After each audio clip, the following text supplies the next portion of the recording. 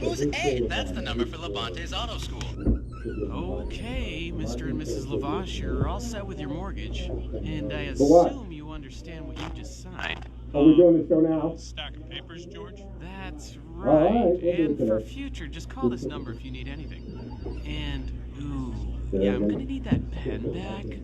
The mortgage process can be confusing. Looking for the right rate, the right term, and most importantly, the right place to get your mortgage. At Clinton Savings Bank, we are committed to getting the mortgage that's right for you. You may even receive up to a $750 credit off your closing costs. Plus, right now, you can lock in the rate from your pre-qualification for 90 days while you look for a home. So what are you waiting for? Definitely not this. Oh, boy. Hi, Mrs. Lavache. How can I help? You're breaking up. Try again later. Subject to credit approval. Offer may be withdrawn at any time. For complete details, exclusions, and credit cost and terms, call 888-744-4272. Apply at ClintonSavings.com. NMLS number 422081. Member FDIC. Member DIF. Equal housing lender. Hi, this is Brian Carpenter from Worcester Homes. We're excited to offer the strongest buyer and seller representation throughout Worcester County and all the surrounding areas. Our agents are trained better and will look out for your best interest throughout the entire transaction. To reach out to Worcester Homes, simply find us on Facebook, type in Worcester Homes. We look forward to the opportunity to help you and your family in your... Don't forget to join us the fourth Saturday of every month at 7:30 on Handling Change. The following is a paid program. The opinions are those of the host and guests, and not necessarily those of the station or its management.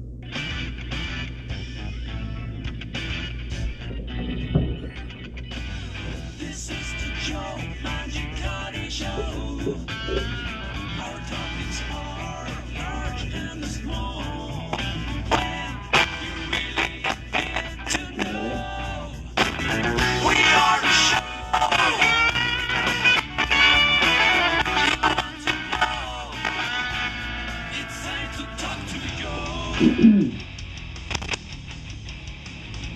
All right, folks, good morning. Good morning. Welcome to the Joe Mangicotti Show. I am Joe Mangicotti, and this is AM 830 WCRN from the Clinton Savings Bank Studios.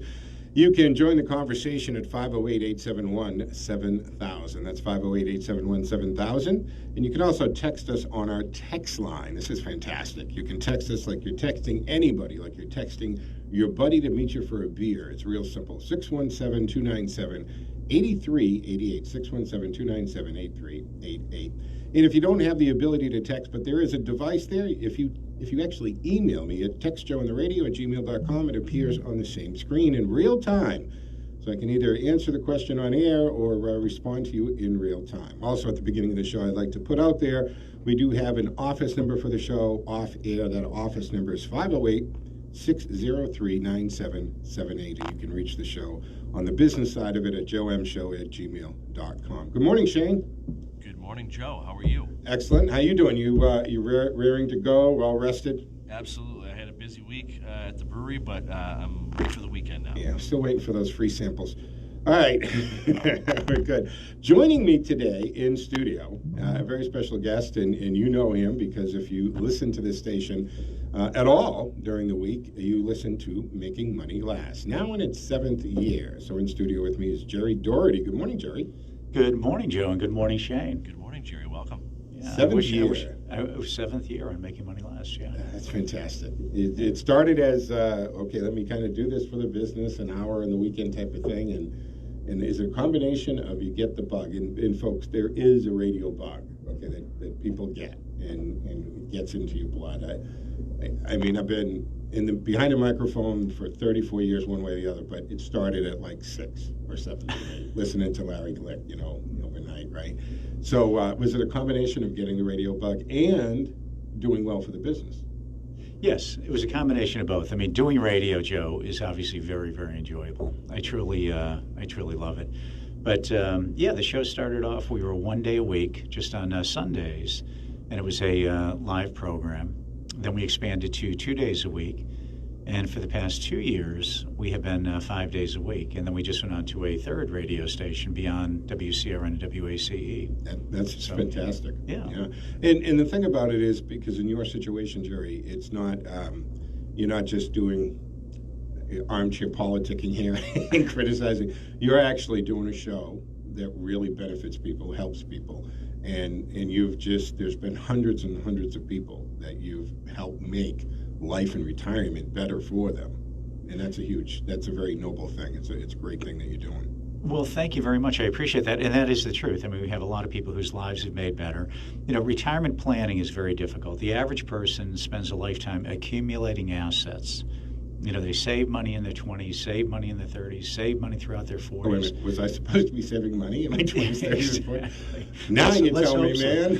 Right. But then you wake up one day and you realize, kind of in the blink of an eye, that 40 years have passed, and you find yourself in your middle 60s and close to retiring, and you're like, well, gee, what do I do with these assets that I've saved? How do I turn those into income? How am I going to ensure I don't run out of money in retirement? How do I maximize my Social Security benefit? And a host of other items as well.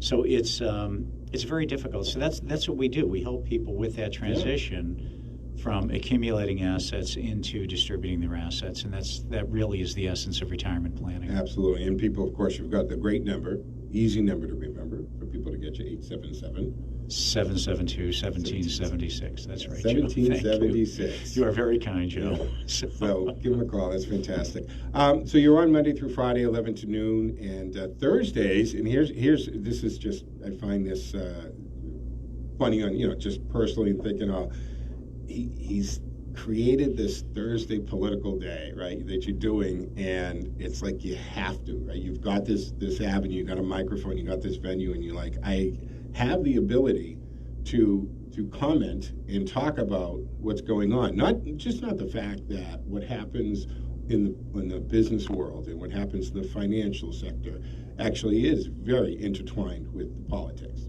So obviously it's a natural thing to do. But you've gotten that little bit of a political bug too, as well. Well, I have my whole life, and I think most people, here in Massachusetts, it wouldn't be atypical for somebody to be involved in, or at least following politics, both at the local level and the national level. And you're right, because politics and the economy are very closely related. Yeah. What goes on in Washington, D.C. directly affects markets here in the U.S. as well as geopolitical events around the world. So if you have even foreign policy in the U.S., how that affects other countries will indeed affect U.S. markets here. So we have to be on top of that. So we started Political Thursdays, and Joe, you're an important piece of our Political Thursdays on my program, Making Money Last, where you join us. But then also we have Michael Graham. Yep. I think most of you know Michael Graham, columnist for the Boston Herald, and you can follow Michael Graham at michaelgraham.com and see all of his happenings. And then a recent addition, we just picked up Holly Robichaud, who is also a columnist for the Boston Herald, but she has a political consulting company called Tuesday Associates that she runs. So Holly joins us, Michael Graham joins us, and then you join us as well every Thursday. And it's a lot of fun. And we talk about politics and how it impacts markets and a lot of different topics, some of them local, most of them national. Right. And let me segue into, for the first time, I actually sat in on Hank Stoltz's Friday panel, which is supposed to be, I guess, a political discussion, which you've done in the past occasionally. Yes. You have participated in that. And I think I was asked to join to be the person, the conservative. I don't know if the voice of reason, Joe. I hope so, right? I hope so. The person on the right, or what have you. Although, and I've said this, and I think that people have listened to the show, and this has gone through, a carnation we started as conservatively speaking, 2006. So 13 years. We're headed to starting of our 14th year in a couple of months. But Mike had stepped down December of 2017, continued on for a little while, and I did change the name. But in essence, it's basically the same show. So if you've been listening to me for these many years, I don't identify as a Republican. Certainly not the Republicans that hold high visible office today. But I would be okay with Lincoln Republican, or just a conservative, and that means I am, that we have laws, we follow the laws, we enforce the laws. Government has specific purposes, and they're not there to tell me how big my drink can be and how many trans fats I can have in my burger or anything of that nature. So out of my bedroom, out of my wallet is how I view things. So it was interesting. It was the first time. And I tried to stay a little quiet because I wanted to see where everybody's coming from and take it from there. But one of the things that was interesting is the news had just broken, Gerry, about Russia is now interfering in our elections again for 2020. So this is broke, right? This news is broke, and you've got the MSM, the mainstream media out there, the usual suspects out there, running with this thing. But when and of course, it was yesterday morning. I really hadn't seen any news about it yet, and it's coming up that this is happening again. Well, the thing about this is, once they were pressed on this, the intelligence agencies, they admitted that they have absolutely no intelligence. Okay, there's no chatter, there's no phone calls, there's no intercepted communication. There's actually nothing other than they've decided to say this, and they've decided to put this out there again. And I got to wonder, okay, obviously I don't think, Gerry, we can be quick to believe everything, and this is horrible that we have to think this way, because we should be able to depend on our intelligence agencies without question. But there's a history of it. If we go back to Bush with the weapons of mass destruction, I mean, I have to look back at that now and wonder. I mean, aerial photographs were shown. All kinds of evidence was shown to Bush. It wasn't like he woke up one day and had a dream, Gerry, and he said, "Oh my goodness, Jesus visited me in my dream and told me that there's weapons of mass destruction." He was briefed and told and given intelligence on this. And I have to wonder, was that a part of a setup? I mean, was the intelligence, because we had Chuck Schumer 2 years ago. What did he say to Trump? Not directly, but in an interview on Trump. He said, be careful, don't criticize the intelligence agencies because they can get back at you every which way. Six ways to Sunday. 6 ways, is that what he said? 6 ways to Sunday. That, I think, was glossed over then. That struck home with me big time when he said that. I'm like, wait, you just said that you are very careful about our own intelligence agencies because it's not beyond them to mess with a politician, i.e. an American citizen. That's not of concern. Well, I think that there are a couple of things, Joe. I think, to your point, I think your point is very well taken about the intelligence agencies. It was Daniel Patrick Moynihan who once famously said, don't mistake intelligence for intelligence, And I think I think we all should bear that in mind, and maybe we should come back to some of that. And I think, again, to your point, the intelligence agencies have consistently been wrong on many really big issues. They got a lot of things wrong. Mm-hmm. And there are a lot of people, I think, who are really entrenched at these intelligence agencies who have a different agenda than what the president is putting forward. But getting to the Russian interference in the election, I don't really know what the news flash is here, because for a long time, since 2016, right after the election, they were saying that, Russia interfered in the 2016 election, and they will interfere in the 2020 election as well. And this has been going on, and they've said Russia is going to interfere. Now, all of a sudden, you have this outgoing director of national intelligence who has this, information go out that Russia is indeed, to some degree, interfering in the 2020 election, which is what we've been told is going to happen. Mm-hmm. And apparently it is happening. Yeah. But also the impact of this stuff, I look at it, Russia last time around, they spent, $100,000 or something on Facebook? Yeah, and I don't know how many people out there are getting all of their election information from Facebook, but what is the impact of this? And, according to the Russia investigation, even Russia's interference in the election, it didn't swing the outcome of the election. So Russia's interfering in the election. I'm sure a host of other companies are countries, listen to me, countries are interfering in the election as well. And I think a whole bunch of other people are interfering in the election. I think Hollywood's interfering in the election probably to a greater impact than Russia. Oh, absolutely. But you're 100% right that we've been told this is going to happen. We know it happened. It's not just 2016. Russia has been trying to interfere with the country on every level the entire Cold War. Okay, it's been going on forever. It was actually brought up to the former administration. Barack Obama was told in 2014 this is going on. He didn't really do anything about it. He just shook his finger at Russia and Putin, Russia actually at the time, and said, no, stop that. But he didn't actually do anything. And then the way that the agencies handled it, because when they're told, or this is supposed to run Trump, they didn't do what they should have done, and that is officially contact the Trump campaign and inform them. And then instead of this, they spy on the Trump campaign. Right. And folks, if you're going to get nitpicky on the term wiretap, get over it. The president said wiretap. Yeah, the old days, we would have our spies actually climb the pole outside, tap into the phone wire. Now you just pull it out of the air. And they're pulling all of our stuff out of the air, by the way. So don't everything. Every phone call you make is recorded. Or like JFK, just send an Eastern Bloc spy over to sleep with the guy. Yeah, there you go. Yep. Do it the old-fashioned way. Yeah, the honeypot is always good. Exactly. So that's been going on. Look, and the intelligence hasn't been. We go back to the world changed, or the balance of power between USSR at the time, USA, really changed in 1957.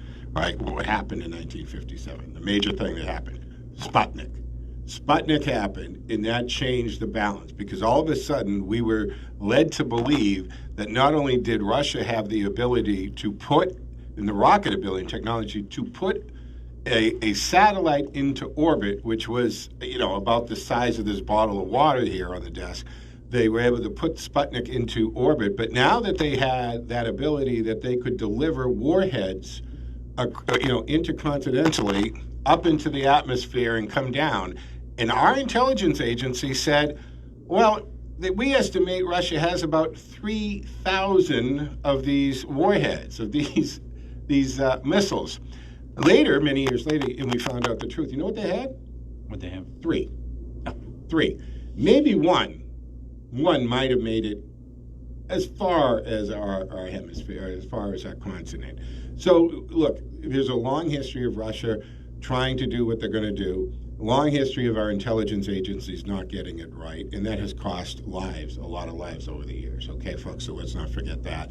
So this is just ridiculous that this is coming out.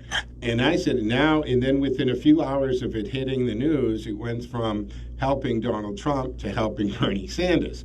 I've always maintained if they're going to help anybody, they're going to help the Democrat. They're going to help, look at Hillary Clinton was the one, and we know now through the prosecution of 2 people now serving jail time in Ukraine that they were actually trying to help Hillary Clinton, and it made sense. Hillary Clinton, do you want to do business with someone you've already bought, somebody you've already done business with, and you know that they'll roll over? You just donate millions of dollars to their foundation, and then they do what you want. So she sold the Secretary of State's office. Why wouldn't she sell the Oval Office? You remember the whole Russian reset baloney, right? She was one. Trump was the unknown, but his rhetoric would have been what concerned Putin. He talked tough. And if you look at his behavior, he has been tougher on Russia than anyone in recent history. And let's be honest about Bernie Sanders. Let's be honest about Bernie Sanders. Hey, Bernie Sanders over says, there. Right, Bernie Sanders, he says, look, I want socialism like Finland. I want socialism like some of the Scandinavian countries. That's not socialism, that's free markets that are over there. But number 2, the guy has always gravitated toward the former Soviet Union. Yeah. To your point, Joe, this is where the guy honeymooned. He honeymooned in Moscow. Yeah, absolutely. The guy gravitates much more toward communism. Of course, Vladimir Putin would love it if a Bernie Sanders became president of the United States. Any of those communist countries would love it. Yeah, and I don't know. I have faith, and I really believe and hope that we haven't gone that far off the rails, that if it came down to a capitalist billionaire businessman or a socialist, that America is going to be, are you kidding me? Well, that's one thing that you and I can agree with Michael Bloomberg about. Yeah, we can. I thought that was a great thing that came out of the debate the other night. I know they criticized his performance, but I think one of the great things that came out of that What am I missing here? Finally, there was somebody up on that stage who just spoke the truth. Yeah. Criticize Michael Bloomberg as much as you want, but on occasion, some of the things he says are just plain and simple, they're the truth. If you're getting into an election between capitalism and socialism here in the United States, it's a losing proposition in my estimation. And why is he? Run as a socialist, Bernie. Just run as a socialist. Why are the Democrats putting a socialist ahead? And the Democratic Party have been voting for him overwhelmingly. So he should, make the third party, jump off, run as a socialist. 508-871-7000 to join the conversation. Let's go to the phones. Richard, good morning, sir. You've been waiting patiently. Thanks for the call. Good morning, guys. Good morning, guys. Yeah, the thing that people are overlooking here is the fact that China is the one that's over here, and they're putting out all kinds of ads and different things like that against Trump. And and as far as the Russian thing, I think the Democrats are looking forward to November 3rd because they know they're going to get shellacked, right? Oh, so are you saying they're already starting to set the excuse, right? Yes. Yeah, I get it. I agree 100%. They're laying the groundwork. They're setting the groundwork because they're going to get shellacked. Because I told you, I think it was about 6 months ago, I said, my brother's a Teamster, and ex-Teamster. I'm an ex-Teamster. We were Democrats in the beginning, but I changed a long time ago. And my brother called me up one day, and he says to me, guess what I did? And I said, I don't know. What'd you do? He said, I registered as a Republican. So when you get people who have been Democrats all their life, and what they're doing is they're signing up to be Republicans, I'm telling you right now, they're going to get shellacked. And if you listen to some of the Democrats on TV, some of the the people who are out there talking about this, they're all saying the same thing, Joe. Yeah. Joe. Yeah. They're saying, the Democrats don't have a prayer. No. Well, Richard, I will tell you, I agree with you 100%. You and I are aligned, my friend, and I think that, and I hope that you are absolutely correct. But I always get concerned because it's never over till it's over. And I get concerned. It really, and I think that people need to be careful because you can't let your guard down in this because there's a lot of runway, a lot of time between now and November 3rd. And I think that, a lot of things can happen. We could have something that goes on in the economy. We could have something that happens around the world. There are a lot of these black swan geopolitical events that can come up. So I agree with you, and I hope that is indeed the outcome. But I do think that you can't let your guard down between now and then. But I think you are correct. Right now, it looks pretty much like a fait accompli. But we will see over the next few months. Absolutely. Well, like I said, I mean, everybody that I know that I talk to, we handle a lot of college kids, so we really got to be careful, because you can't ask them any questions and stuff like that. But some of the people that I do ask that I know, right, they all say, "Oh no, we're gonna vote for Trump," and just look at his rallies. Right? Oh, yeah. I mean, I listened to one of them, and he said, he had 20,000, and they had to turn away 21,000. And he says, not Bernie, but Biden. He says, he had a rally. They had 68 people showed up. I heard Trump say that the other night. That's pretty funny. So what do you think about that, guys? Yeah. Are we really worried? I just wish Richard Trump had followed that up with when I heard Trump say that in that rally the other night when he said he had 68 people, which I was going to say. I was hoping Trump was going to follow it up with he had fewer people there than the number of years that Joe Biden's been on this earth. Oh yeah, wow. Trying to tie in his age. I'm not even worried, guys. I told Joe. I said, when you get people who have been Democrats all their life, I mean, strong Democrats, no matter what they did. Like I said, when my brother calls me up, guys, he says to me, guess what I did? I said, what? He says, I registered as a Republican. I said, that's it. They're all done. When you get lifelong Democrats that are changing over to become a Republican, guys, there's nothing to worry about. Absolutely. And see, you're the guy on the street, Richard, and your opinion on this stuff, what you're sensing, I think is better than any poll or anything else. That anecdotal thing about I have a Teamster who is now registered as a Republican. That is very, very powerful. I mean, you're more tapped into this. It absolutely is. Your assessment of this, I think, is far better than any poll that you see out there. And also, let's not forget, Bernie just had that difficulty. They're all having the difficulty with unions, right? The culinary union in and Nevada. the health plan. And that's the thing is that they are going to have a real problem because they, at least now, they used to not tell you the real agenda, right? They used to say what they thought we wanted to hear, but now you've got that part, that that segment of the Democratic Party who are socialists, who are telling what their really plan is, including those that say we're coming after your guns. That worked out really good for Beto. But they're really telling you this. And so they're telling the truth now, and the union guys are like, wait a minute, we have worked way too long and hard for our Cadillac health plans.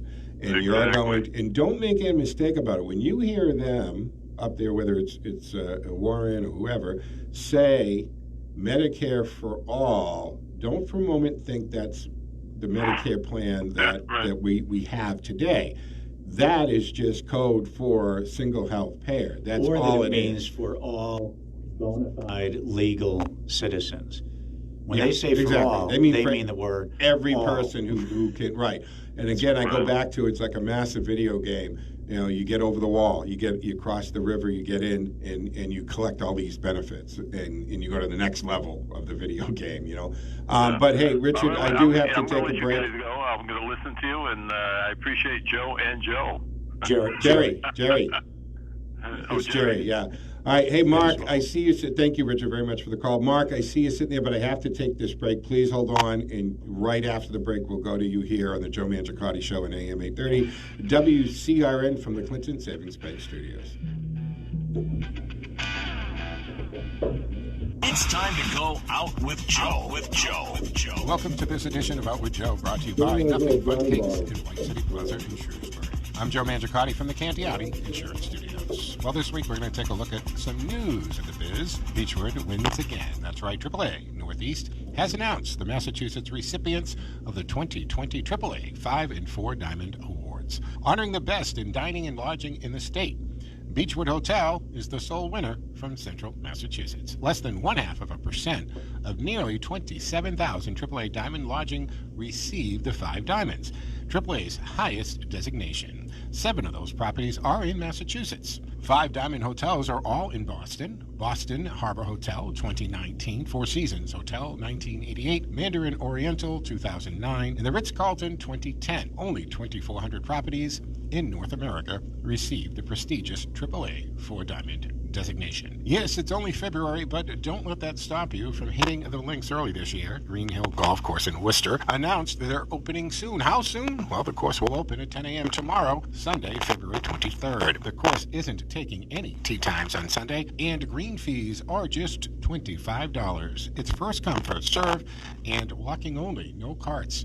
The forecast for tomorrow calls for sunny skies and temperatures in the 40s. Major renovations coming soon to the Canal District. It's been 5 years since Dave Dominic opened Compass Tavern on Harding Street in Worcester's Canal District. Beginning today, Dominic will be closing the nightclub side of Compass to create Ultra Lounge. In that space, the changes will include a new bar, a new sound and light system, new furniture, and a completely new format on Friday nights called Rewind Fridays, which will feature music from the 80s, 90s, and early 2000s. The nightclub will reopen on March 7th. A complaint filed by a worker at Wendy's location in Worcester started a statewide investigation by the Attorney General's office into child labor violations. According to Attorney General Maura Healey's office, Wendy's International LLC has agreed to pay $400,000 in fines to the state to resolve allegations that the company violated labor laws of its 46 corporate-owned locations in Massachusetts. The AG's office estimated more than 2,100 violations at Wendy's restaurants within the Commonwealth. The investigation began after the AG's office received a complaint from a minor employed at Wendy's in Worcester. The complaint stated that minor employees were working late into the evening and too many hours per day. It's time now to find out what is hot and happening in the local music scene. And to do that, we turn to our Joe music editor, Tina Marie Billing. Hey, Tina. Good morning. Good morning, Joe. There's lots of great live local music to get out and listen to this weekend. Tonight, Fellowship of the King gives you Elvis done their way at the Marine Corps League in Worcester. The Tony Soul Project returns to Knobscott Cafe for a night of music and dancing in Framingham. And the band from Uncle hits American Legion Post 440 in Newton. Joshua Tree rocks Dante's at Fireflies in Marlborough, playing all of your U2 favorites. And the Carlos Odier Trio are at Arturo's Restaurante in Westboro. For Sunday, Lisa Marie is the featured guest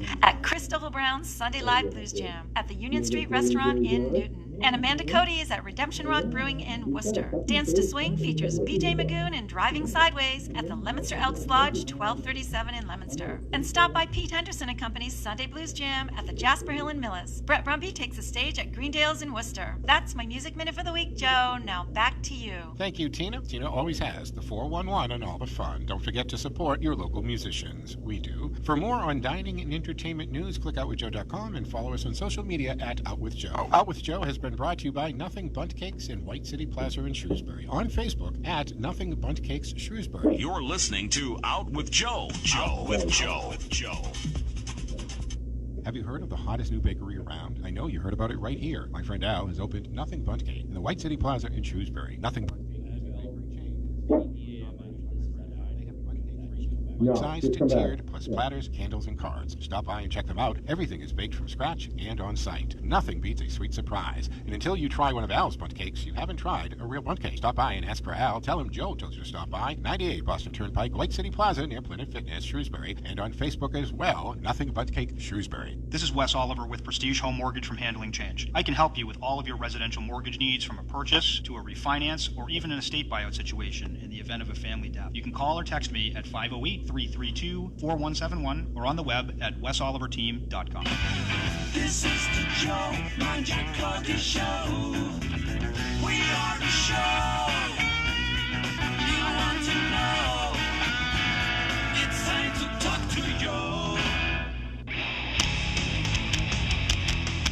All right, folks, welcome back to the second half of the first hour of the show, the Joe Mangiacotti Show here on AM 830 WCRN from the Clinton Savings Bank Studios. 508-871-7000 to join the conversation. That's 508-871-7000. Don't forget, you can also text us on a text line at 617-297-8388. And, Gerry, just one quick thing, because Gerry Daugherty's in studio with us. You can hear him on Making Money Last, 11 to noon, Monday through Friday, also on the WCRN and WACE frequencies, AM 830 and AM 730, as well as live streaming on TuneIn or directly from the website as well. I was talking, and something that came up yesterday in that panel, because we throw, and it's right now I think it's appropriate because we've got a socialist heading the Democratic Party.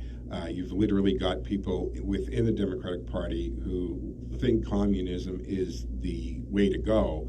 And I think back to a quote from JFK, who said in 1962, "Only full employment can balance the budget, and tax reduction can pave the way to that employment.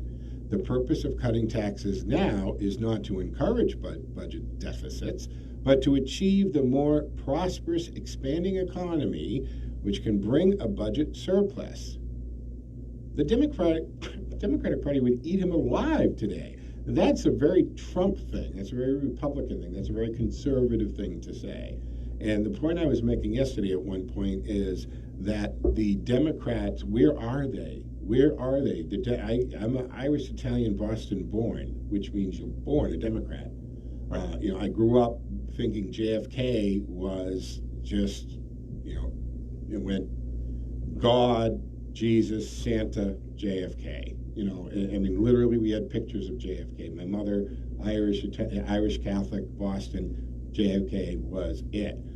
But the Democrat of the JFK or of JFK, they don't exist today. The parties are so blurred. They're not parties of ideal. Well, in Massachusetts, we're not parties of ideology. It's parties of adversity. But Kennedy wouldn't be able to survive in the Democratic Party today with saying that rhetoric right there. That would he'd lose his seat, he'd lose his chairmanship.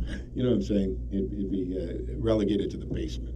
And I think I think that there was still some common sense in the Democrat Party. And I Joe, like you, my parents were really staunch Democrats. They were very tempered by the Depression, and Irish Catholic. And that's just the way that they aligned. They adored JFK and so on. But I will tell you, it's kind of funny when you look at this with the country moving toward communism and socialism. I don't really see that anyway. I don't think that a lot of these people who are supporting, for example, Bernie Sanders, I don't think a lot of these people are ideologues.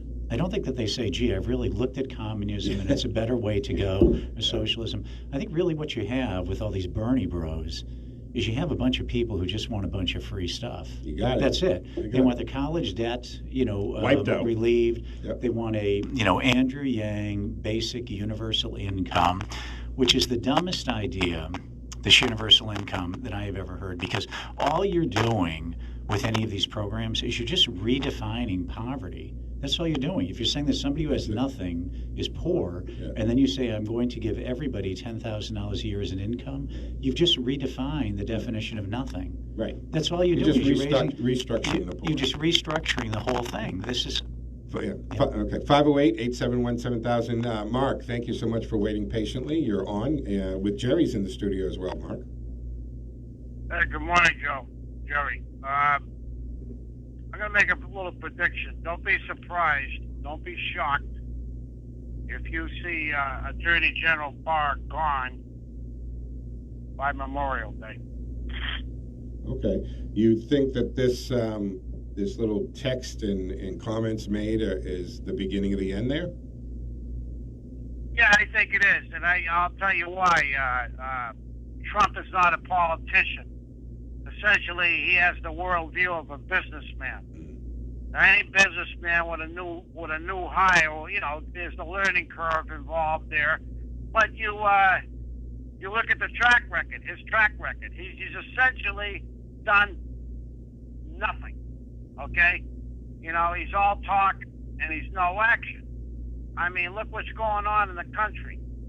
You have mayors and in some states, state officials who are thumbing their nose at standing U.S. laws and statutes, declaring themselves sanctuary cities.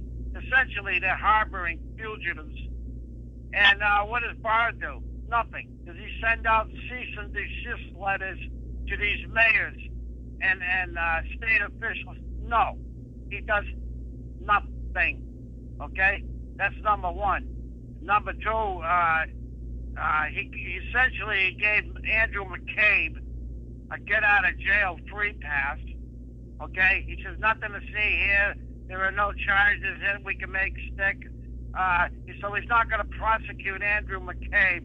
The list goes on and on and on. He should have had an indictment 6 months ago. He's had plenty of time.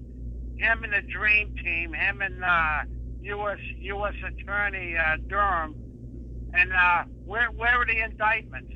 He's done nothing. And I think Trump is fed up with him. I think he's had it with him. And I think if he walks into his office and says, I'd like to submit my resignation, Trump will say, fine, dandy. There's the door. Don't let it hit you on the way out.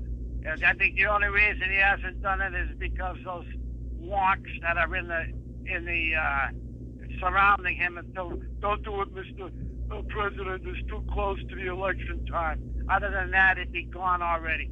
Have a good one. Thank you, Mark. Always Mark, a great call. I really understand your frustration with that, and I too, like you, I wish that more were happening with Barr at the DOJ. But I think that there are two comments I'd like to make.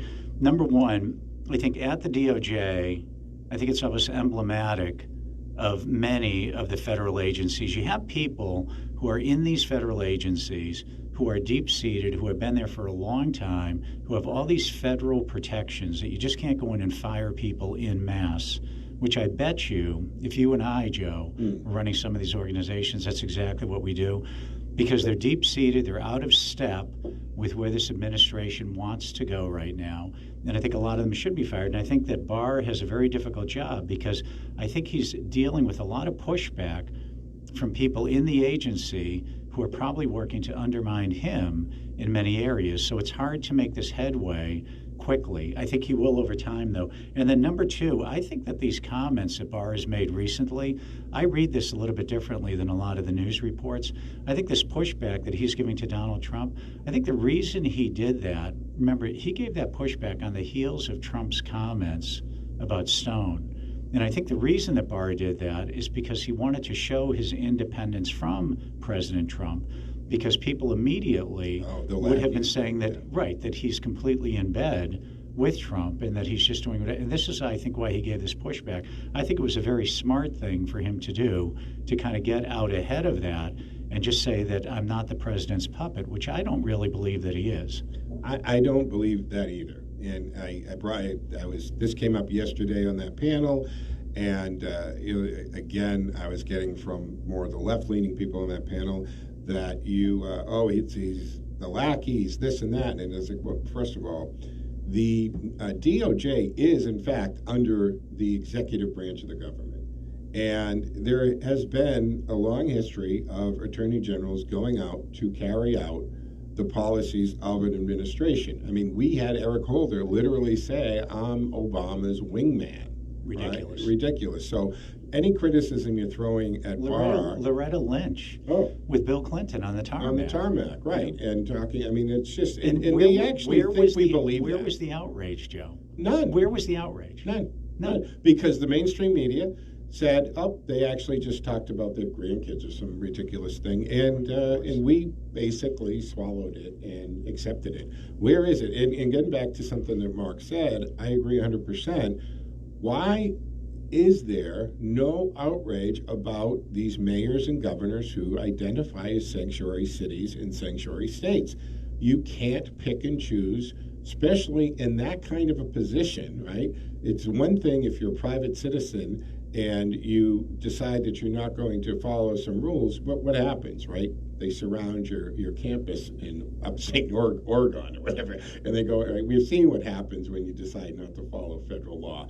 But no, nothing is happening. Yeah, why aren't there cease and desist orders? Why aren't they? And why, in the president, when he threatens or makes reference, kind of alludes to that your federal money is going to dry up or this is going to happen, the media, which is just another arm of the DNC, goes right after him and attacks him. And, that's horrible.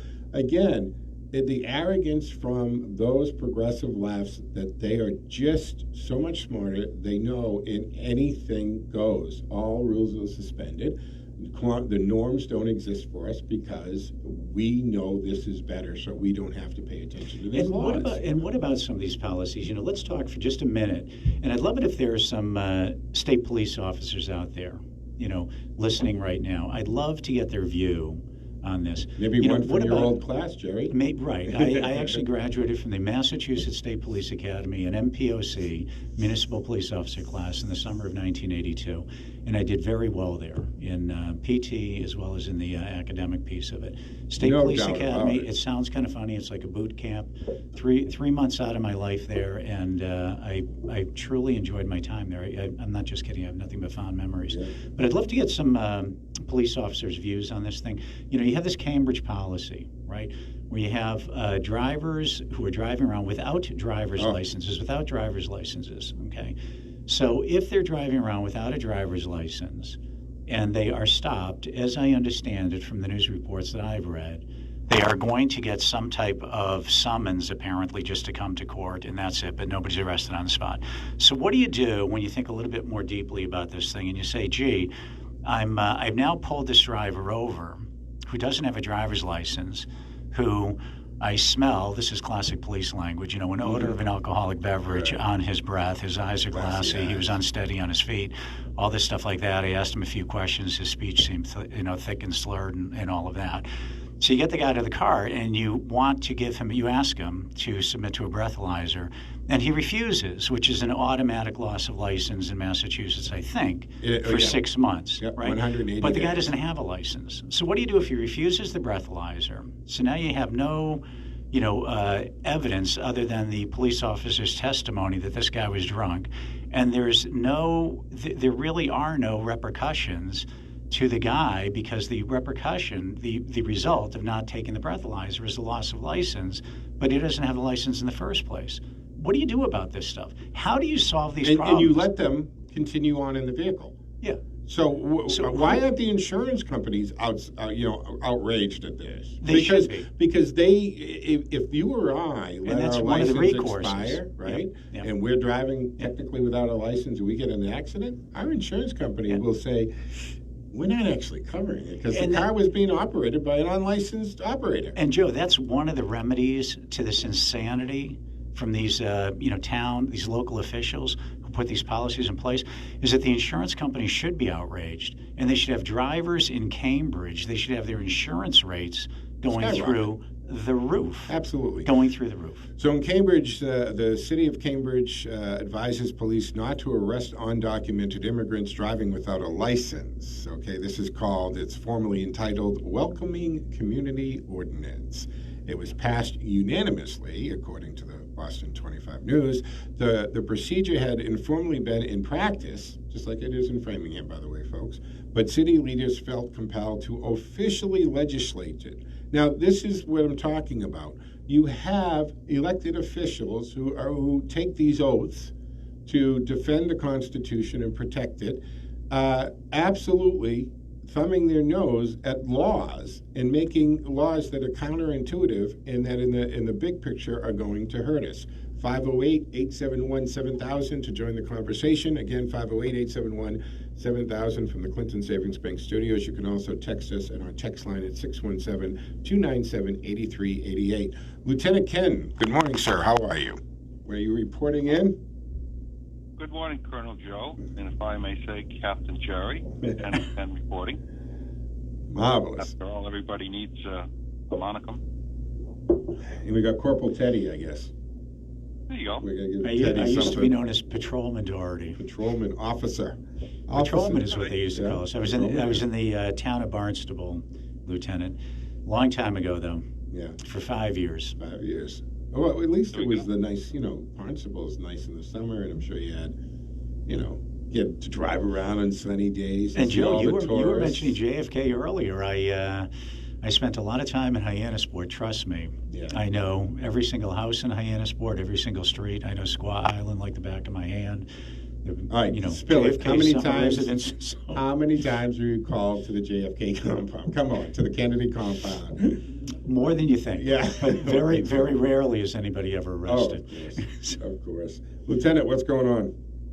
Well, in the first half hour, we talked about President Trump's chances of the fall, and Gerry brought up, there could be a black swan event.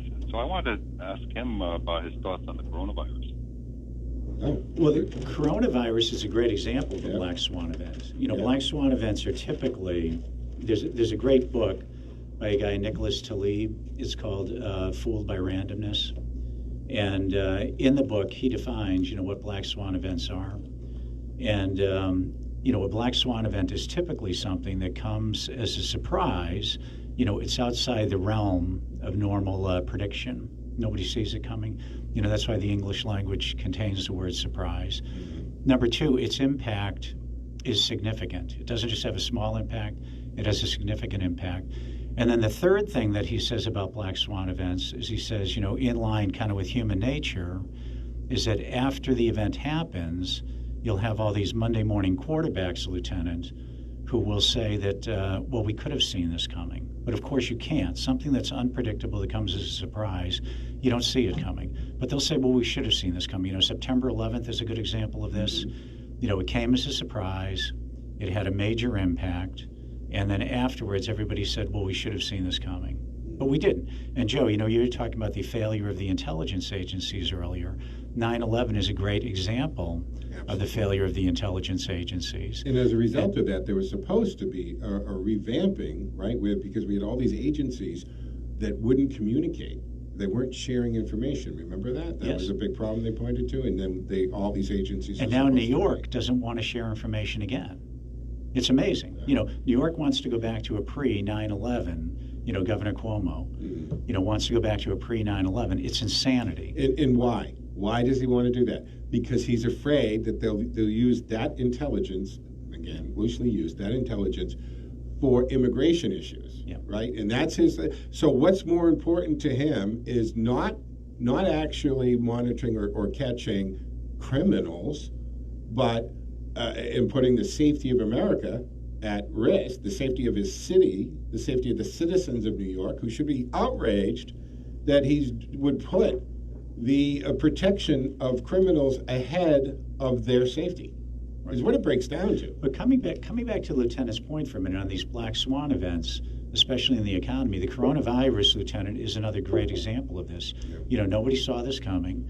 It seems to be having a major impact. If anybody doubts that, just take a look at Apple from this week, saying it's really going to affect their first quarter results. Take a look at Japan. Japan, they recently raised tax rates, but in addition to that, they're also saying that the coronavirus is actually going to cause negative GDP growth. They're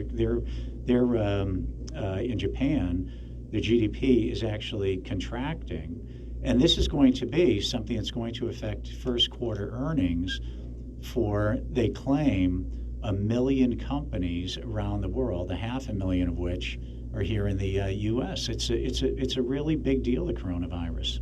Yeah, absolutely. And do you think those companies will pre-announce in March these earnings problems, or wait till? I think a lot of them are right now. I think a lot of them are saying that they're going to have some problems. And with some of the companies, for example, like Apple, if you look at Apple, I would think, Lieutenant, that Apple is going to be a company that will rebound from this. Apple's a big company and so on. But there are other companies where these losses are going to be permanent losses. For example, if you were going to travel to China, for the Chinese New Year, and you cancel those plans, well, you're not going to rebook that.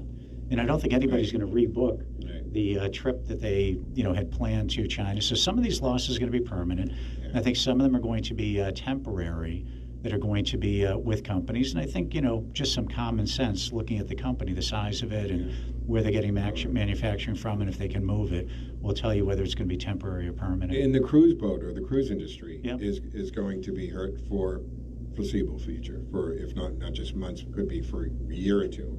Who right now would even consider going on a cruise ship? After Legionnaire's disease, you look at coronavirus, these seem to be breeding grounds. Mm-hmm. I don't know. I've been on one cruise in my life, and I didn't like it.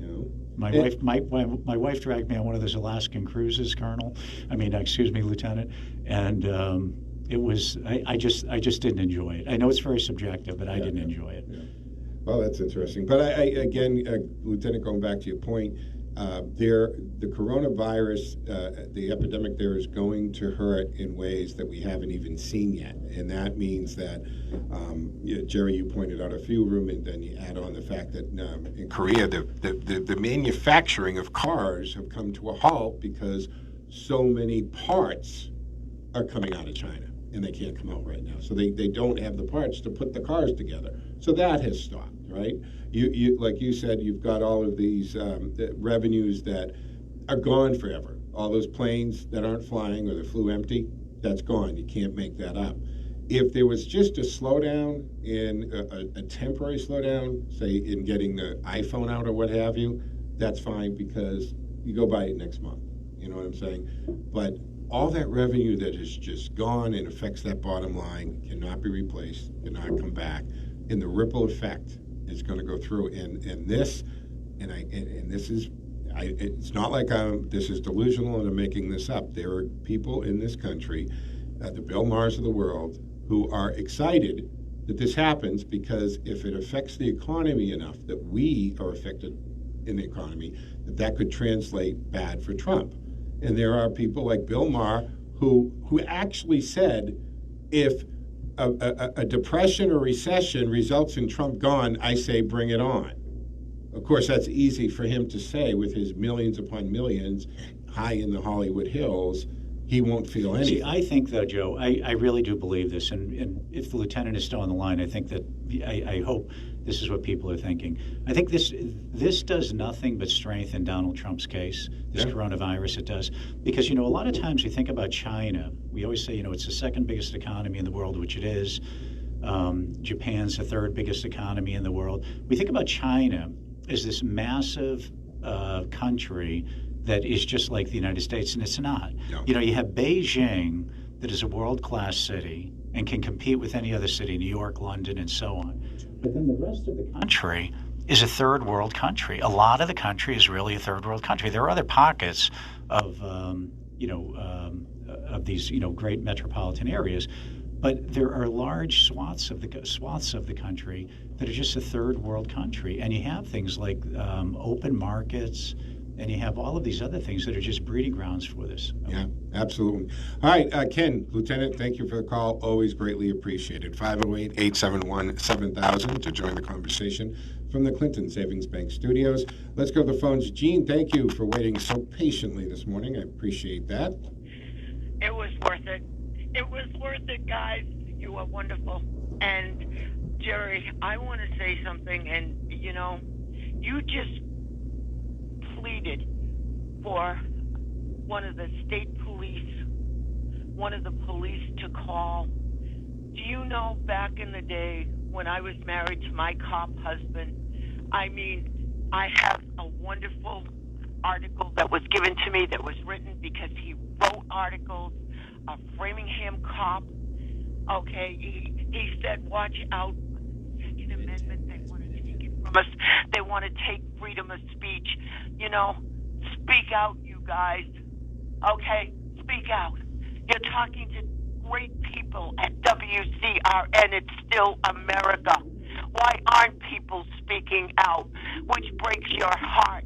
Because well, Gene, I agree, right? You see, you know, whether it's the... go ahead, Gerry. You want to jump in? Well, I was just going to say, don't lose hope, Gene. In fact, I would encourage you to cheer up, Sleepy Gene. Gene. What do you want me to do? What about? I'm sorry. Forgive me. No, I said, Gene, don't lose hope. Don't lose hope.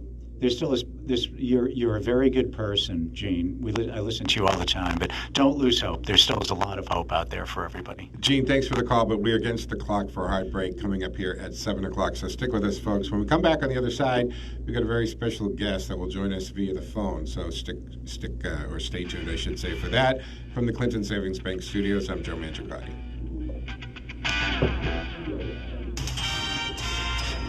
WACE Chicopee and WCRN Worcester.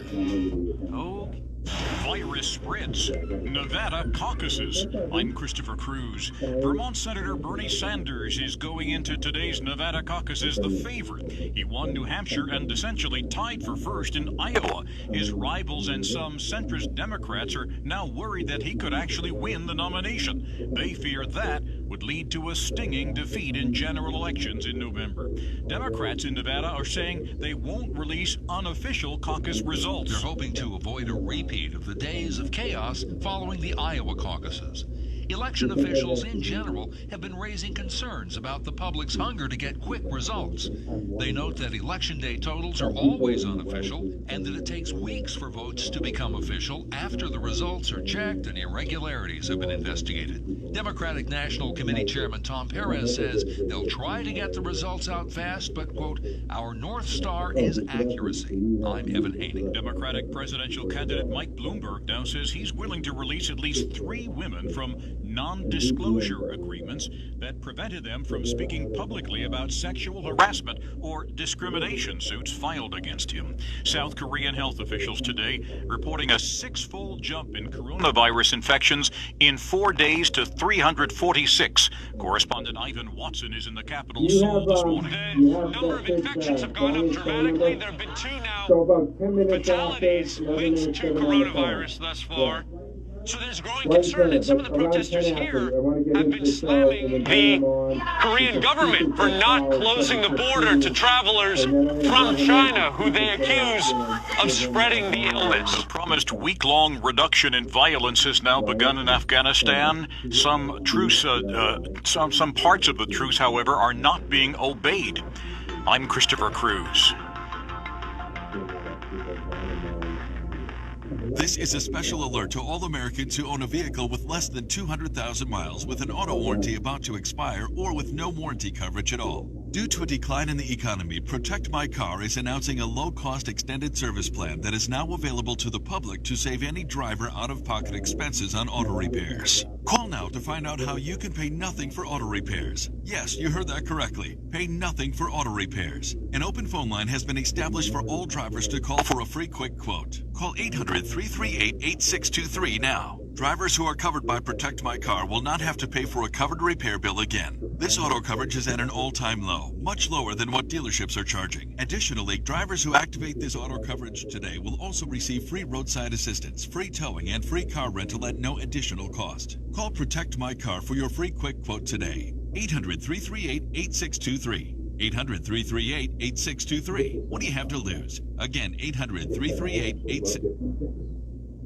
I want to tell you what Cantiani Insurance has been able to do for me and Teddy. We stopped in to see Paul Sr. and the great staff at 318 Plantation Street. They've been handling my car and business insurance for years. Teddy was making his way around the office, and they let me know. They now offer pet insurance. For a fraction of what one visit to the vet was for Teddy, they could cover him for a whole year. I know you treat your furry family members like any other family member, and as well as I do Teddy. The professional staff at Cantiani's has been providing courteous service for over 40 years, with integrity and personalized service, making sure that your insurance actually protects you and your family. With 2 locations, the 318 Plantation Street in Worcester and East Douglas Insurance Agency, located at 306 Main Street in Douglas. For home, auto, business insurance, and now pet insurance, click CantianiAgency.com or call 508-791-2088. 508-791-2088. So are you tired of being tired? Well, then it's time to get the tea. Hey, it's Lisa here to tell you about this all-natural, all-organic tea I've been drinking that has had great results for over 20 years. It's called Life Change Tea, and it's specially formulated to help detoxify and cleanse your kidneys, liver, colon, and blood all at once. The colon is one of the most ignored organs in the human body. The faster that waste is eliminated from the body, the less time that waste sits in our intestines, spreading toxins to our bloodstream. This tea helps cleanse chemicals caused by outside intruders from our entire digestive system, and get this, weight loss can be a side effect. And with continued use of the tea, you can experience clearer, healthier, younger-looking skin, increased energy, and a happier outlook on life. So if you're tired of being tired, get the Life Change Tea at getthetea.com. That's getthetea.com, and like me, you'll be glad you did.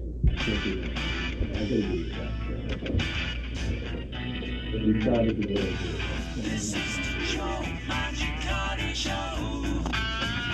Our topics are large and small.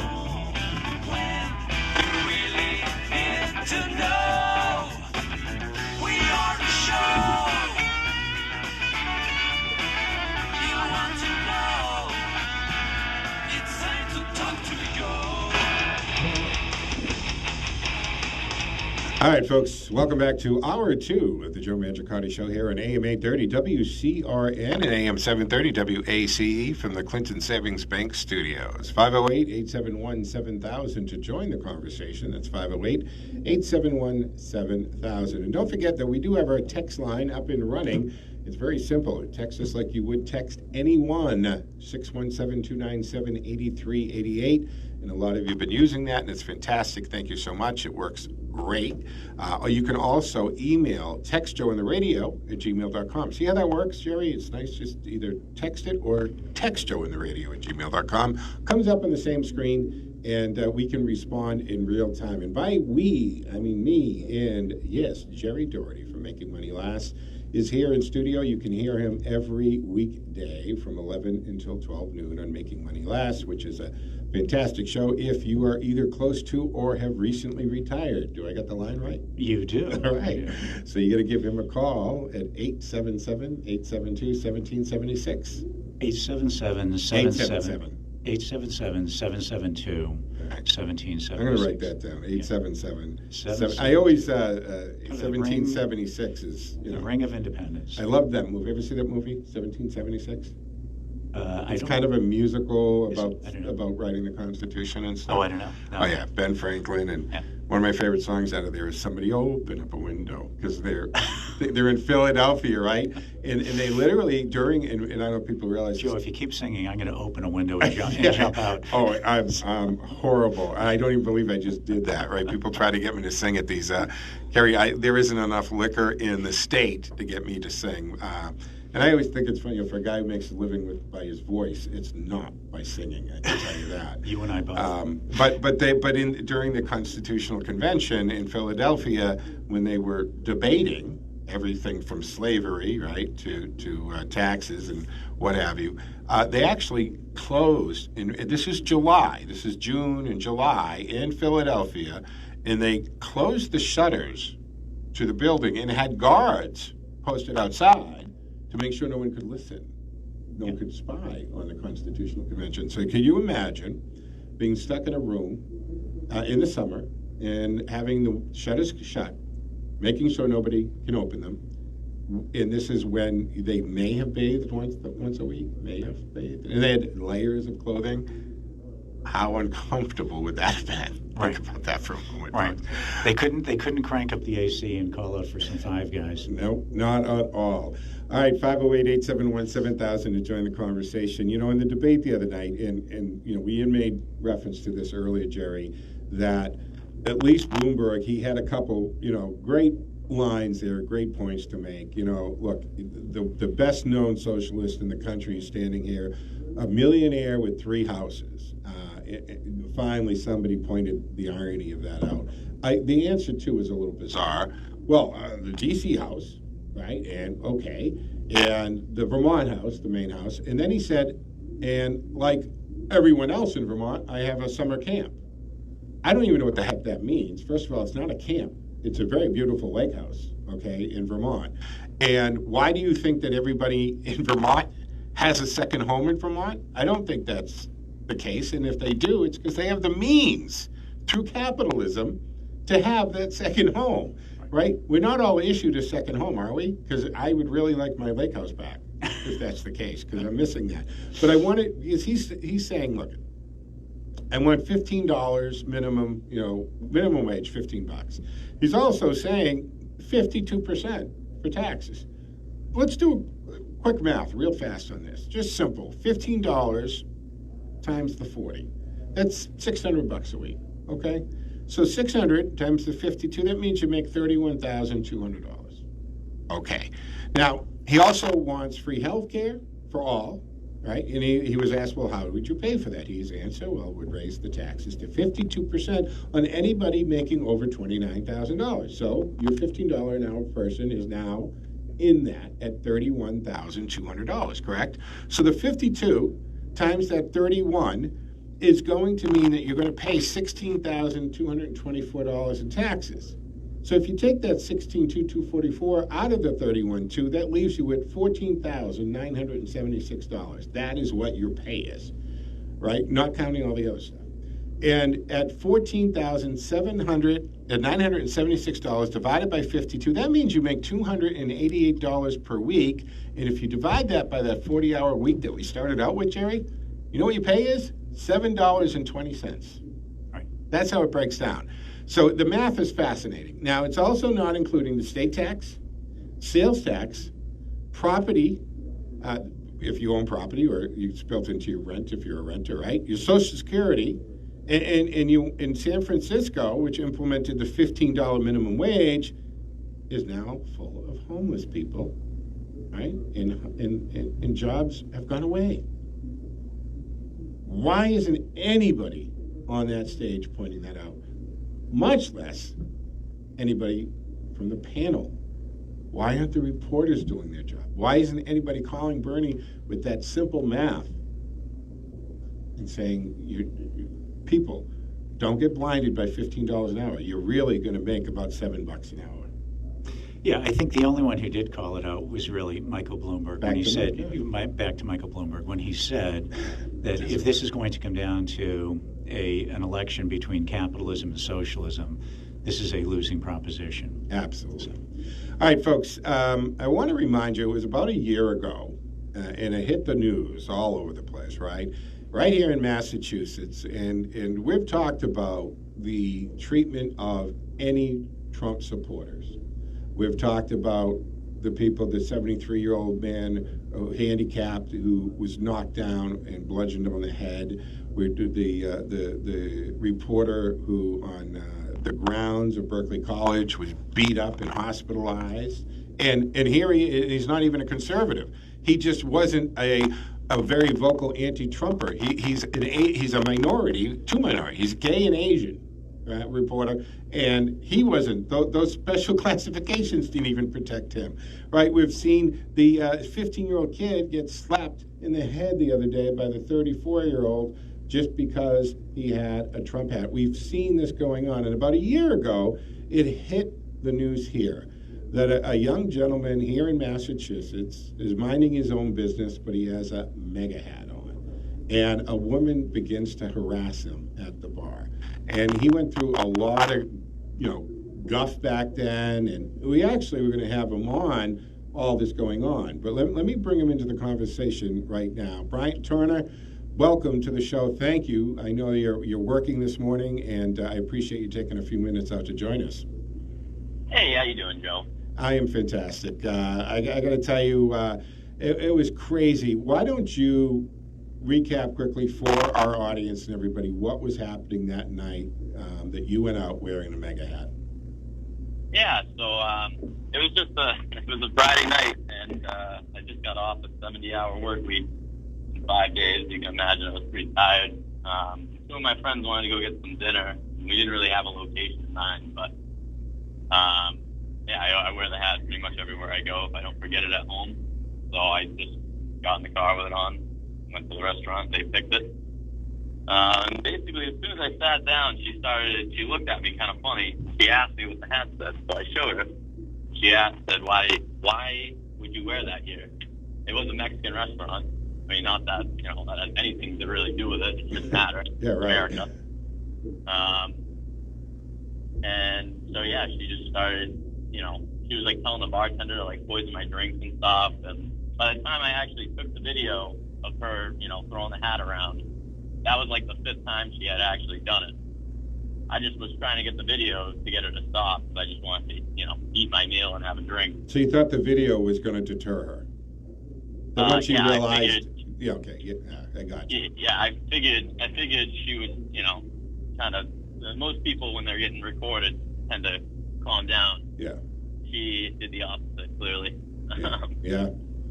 So she was saying to the bartender, poison his drink. Yeah. Had she been physical with you at this point? No, this was all beforehand. Yeah.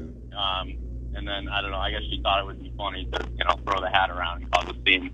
The bartender was on my side. I'm sure you read the articles back when it was, it was a year ago now, but he was like, he just was minding his own business. Like, But, yeah, so she started throwing around, and he was actually the one who called the cops, the bartender. She was clearly intoxicated. And then, yeah, the cops came. They knew her by first name basis, which, that doesn't usually go well, or it's not usually a good sign, rather. Yeah.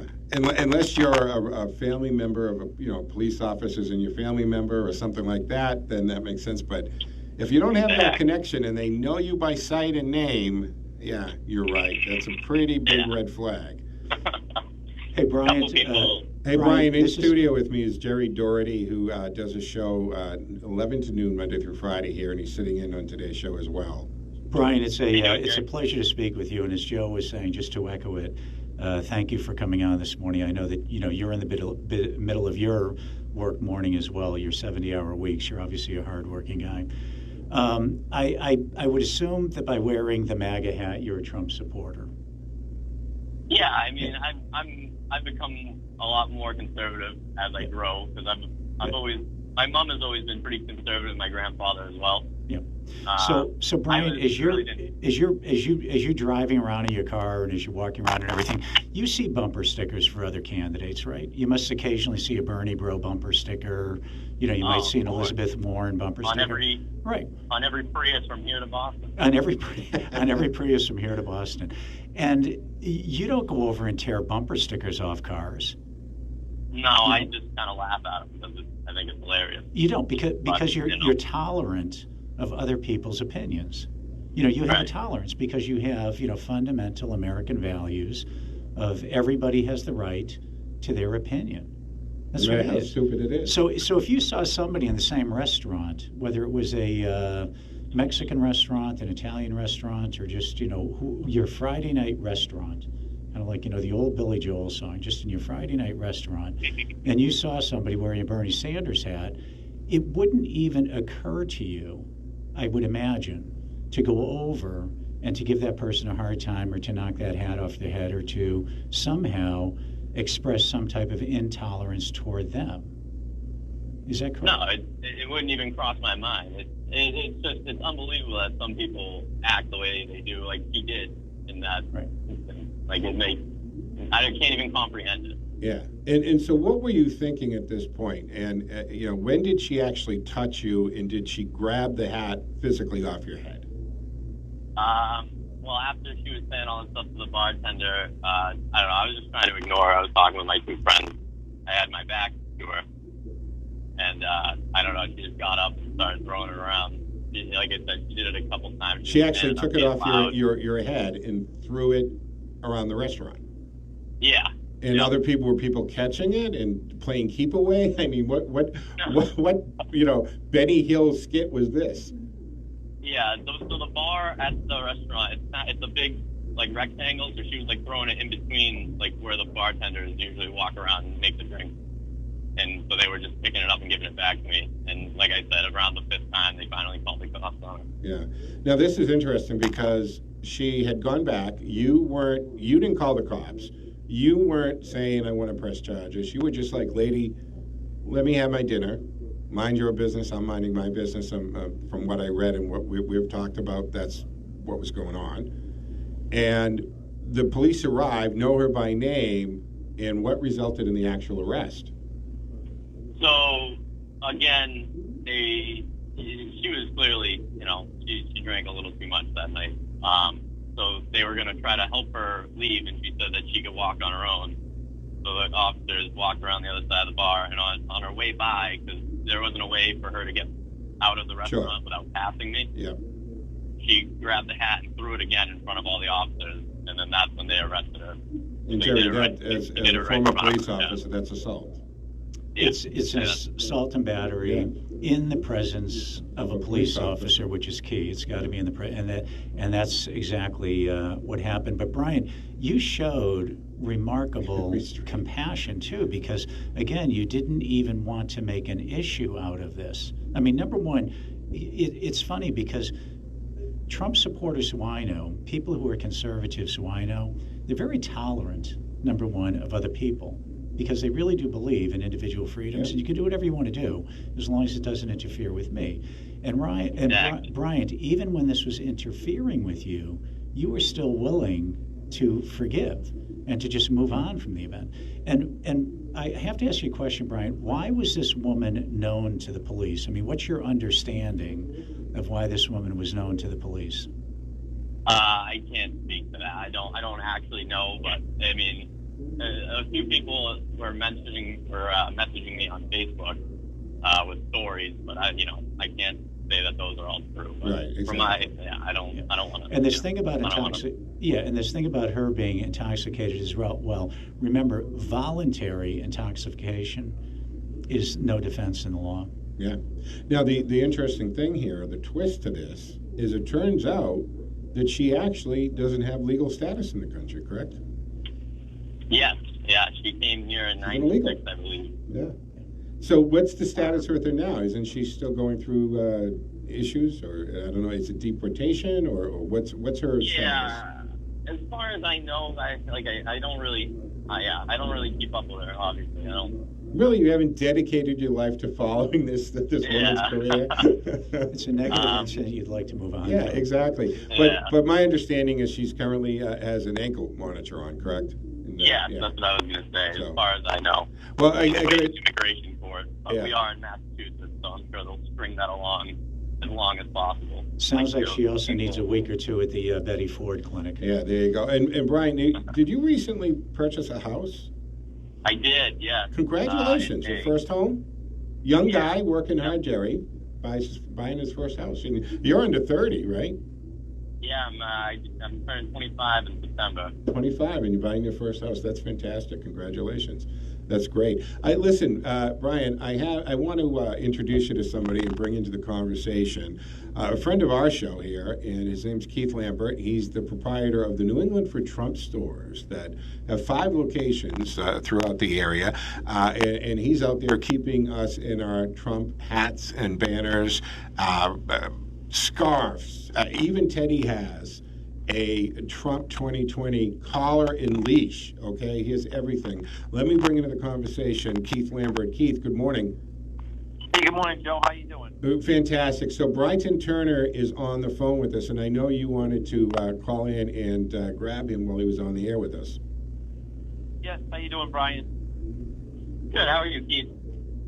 Good, good. Yeah, I heard about your story, and obviously it's pretty concerning in hearing things like that, and from the radical left, it's just unbelievable. But hey, I want to get you fitted into a new hat. We have 5 stores, and I'd love to have you come down and grab a hat on us, just because it's the right thing to do, and I want to kind of give back. It's basically what we do. There you go, Brian.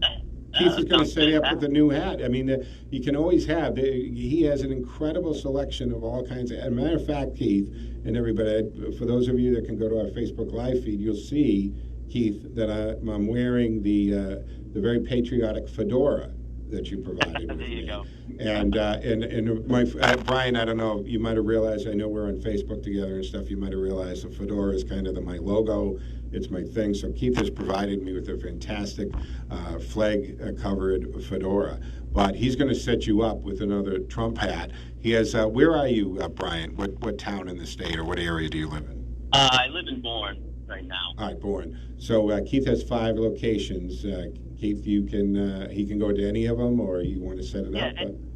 Any store you want, but you're probably closest to the Easton and Hanson store. So I don't know, when you get a chance to come up this way, you should stop in the one in Easton. I mean, you can go on Facebook and you can get the address, but the one in Easton is 620 Washington Street, and the one in Hanson is 1064 Main Street. And you just come on in, and I'll He'll hook you up, Brian. Yeah, when this is over, sounds great. Give him the number, and we'll take care of that. Yeah, absolutely. All right, so Keith has New England Trump stores, 5 locations throughout. Keith, you did you went down to Jersey. You were up in Manchester for the rally when he was up there. That was crazy, right? A big crowd, did really well there. What else do you want to tell us? Anything new and exciting that we should know about the New England Trump stores? Yeah, we have I bought these blow-ups. Actually, in New Jersey, I saw this guy selling these big blow-up Trumps that lit up with the red tie and everything, and I was like, oh, this is pretty cool. Kind of like a Christmas lawn ornament. Yeah. And so I'm like, oh, this is pretty cool. I'd like to get one. He wasn't having much luck, but they were awesome. People were taking pictures with them. I'm like, I need to get these to the stores just to put them in front of the stores, just so that people driving by would see them and stuff. Yeah. And so I did. As soon as I did, people wanted to buy them. So I was like, all right. So now I went out and bought a bunch of them, and they're available at all the stores. So that's a pretty cool item. All right. Well, that's fantastic. So the best thing to do if you want to also go in and get fixed up with one of the Trump hats, and I'm telling you, the selection's unbelievable. I've got several of them myself, and they are. You've got the pink ones, the Women for Trump. You've got the vet ones, everything, folks. So check them out. Best thing, Keith, is to go right to the Facebook page, get the location nearest you, and head on down 11 to 6 Monday through Friday, and 11 to 6 Tuesday through Friday. We just closed on Monday. All right, Tuesday through Friday. All right, and then if you're coming from work and you're a little late, if you call the store, they'll try to stay around for you, right? That's correct. All right, that sounds great. All right, Keith, thank you so much, man, and thank you for on behalf of Brian. I'm sure you'll thank you yourself, but on behalf of Brian, thank you for doing that. That's fantastic. No problem at all. Thank you. Give him my number so that when we're off, we can talk and I can coordinate that. Will do. Fantastic. Thank you, Keith. One more thing. Oh yeah. We're gonna be at the rally today, the Back to Blue rally and police station in Boston. One Schroeder Plaza, the Roxbury Crossing. We're gonna be set up there. So. All right. Oh, yeah. Fantastic. Now, do you have items available at the location to get? Yes. Oh. Yeah. I mean, we're assuming there's going to be a lot. We have a lot of Police Lives Matter type hats, shirts, and stuff. But all the regular stuff here, I'm going to bring, pretty much a good selection of all that stuff as well. All right. That's fantastic, Keith. Thank you again. You got it. Thank you. All right. Hey, Brian. There you go. Keith is going to hook you up. Go in and pick out a new Trump hat, and I'm sure he'll hook you up with some other great stuff. He's got all kinds of stuff. Have you heard about these stores before? I actually haven't. No, it's good to hear about them, though. I'll definitely be stopping in. Yeah. Hey, Brian, I just wanted to chime in too before we take off. that you're an impressive young guy. I'm very, very impressed with your attitude. You're a good man, and I think you're really going places. I'm sure your parents are very proud of you. Thank you. Thank you. Appreciate it. All right, well, Brian, I got to tell you, that's fantastic you put this behind you. It happened. It was, and I got to tell you, compared to other things that have happened, you got off easy, right? I mean, you didn't end up bloody or anything, but still, it was just a crazy thing, and it just has got to stop. We saw Pete Buttigieg actually call Bernie Sanders on the carpet a little bit about this during the debate, about why are the Bernie supporters the most aggressive and physical. And, I've seen some pushback on that, like, oh, that really, he's trying to tell us 99.9% of people on Twitter are actually really nice, right? Only that 0.01% are a problem. Well, we've got a congressman who, came very close to losing his life from randomly being shot by a Bernie supporter who might beg to differ with that. So we've seen this behavior, and it's just unacceptable. Like I said, in the big picture of things, you got away pretty good. But I have to echo Gerry. I think that you showed great restraint, great sympathy, and empathy for that woman in the situation. And I'm very glad that we have guys like you out there. Thank you, Joe. All right, Appreciate Brian. it. And thank you for taking time out and joining us. I know that you were a hard worker. All right, man. Thank you. All right, take care. Have a good one, guys. All right, that was Bryton Turner, and he's the guy who had the mega hack stolen off his head about a year ago from an illegal alien who was giving him a lot of grief in a Mexican restaurant. Gerry, we got a break here, but you got to duck out because you've got people waiting for you. Yes, over at Framingham State. I have one of my retirement planning courses I have to duck over to, Joe. But it was a pleasure joining you this morning, Joe. And I will see you on Thursday on my program. Thursday on your program, 11 o'clock for Political Thursday on Making Money Last. All right. Thank you again. All right, folks, we'll be back with the final segment in just a few moments here on AM 830 WCRN from the Clinton Savings Bank Studios. I'm Joe Mangiacotti.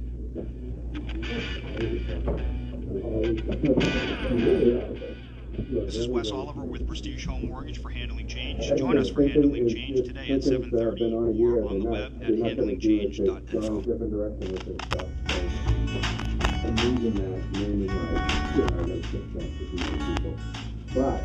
Good morning and welcome to Handling Change from the Cantiani Insurance Studios. I'm Joe Mangiacotti, and Brian Carpenter of One Worcester Homes joins us this week. Now, the purchase or sale of your home or investment property could be one of the largest challenges you have, and Brian can help you handle those changes. Good morning, Brian. Welcome to Handling Change. Good morning, Joe. Thanks for having me. Well, thank you, because here we are, kind of, I don't know if we call this the dead of the winter or not, but February and tail end of February. What are we going to talk about this week? I've really been stressing with my clients and people who are deciding when and where to list is getting them to list before their neighbor. That's going to be the best time to get your home on the market. Beat them to the punch. Absolutely. And that's one of the positive things about listing in the wintertime or foul weather? Right now, there's people that don't want people coming into their house while it's snowing. They don't want people to, track that snow in and leave a mess to clean up. And there's really easy ways to get around that. The bottom line is there's a lot of buyers sitting right now. It's cold, it's wet, and people are sitting home clicking away on their computers, finding houses they want to buy. The problem is there's just not enough of them. So buyers are sitting with a pre-qualified letter in their hand ready to buy, and there's just not a property for them out there. So less competition. Way less competition, and that's obviously going to be a big factor. If there's less people selling their home and more people buying the home, the prices are going to be stronger for the seller with way fewer issues or contingencies throughout the sale. You said something about people not wanting to track the snow and the dirt and the mud through their home. I always wondered about that, Brian. How much difficulty do you have getting over those objections of people traipsing through a house? So really, as long as you prepare for it, it shouldn't be a big issue. Most of the Home Depots and Lowe's of the world are going to carry little booties that you can put on your feet. You can ask people to take shoes off, and most people are going to respect that. They understand that you live there. That's great. What are some of the other advantages of listing in the winter? You really get to show that your house is ready for the elements. If someone comes to your house while it's raining or snowing and they see that the basement's holding up and it's nice and dry, nice and warm, it's insulated well, you really get an opportunity to show your house in the worst possible conditions. And if you have a short driveway, that's going to be a big point in the snow, right? Yeah, people notice. I mean, if it's going to be easy to maintain, you're looking at those things in the winter that you might not consider in the summer.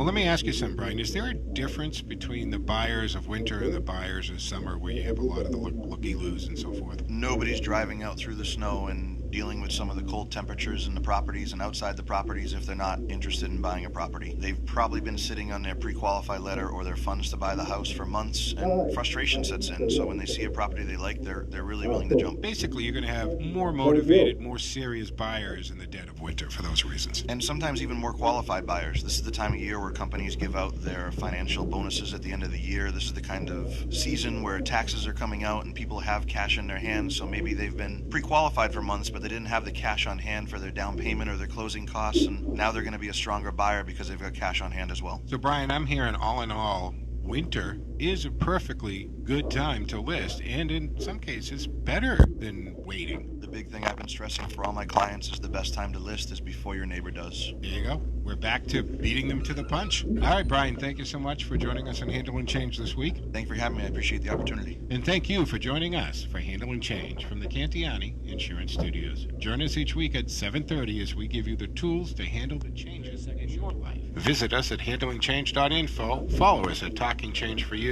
And, of course, you contact us at handlechange@gmail.com. You can find Brian online on Facebook at One Worcester Homes or email at oneworcesterhomes@gmail.com. You can always call Brian at 508-494-8757. That's 508-494-8757. For Brian, I'm Joe Mangiacotti. Let's get back to Conservatively Speaking.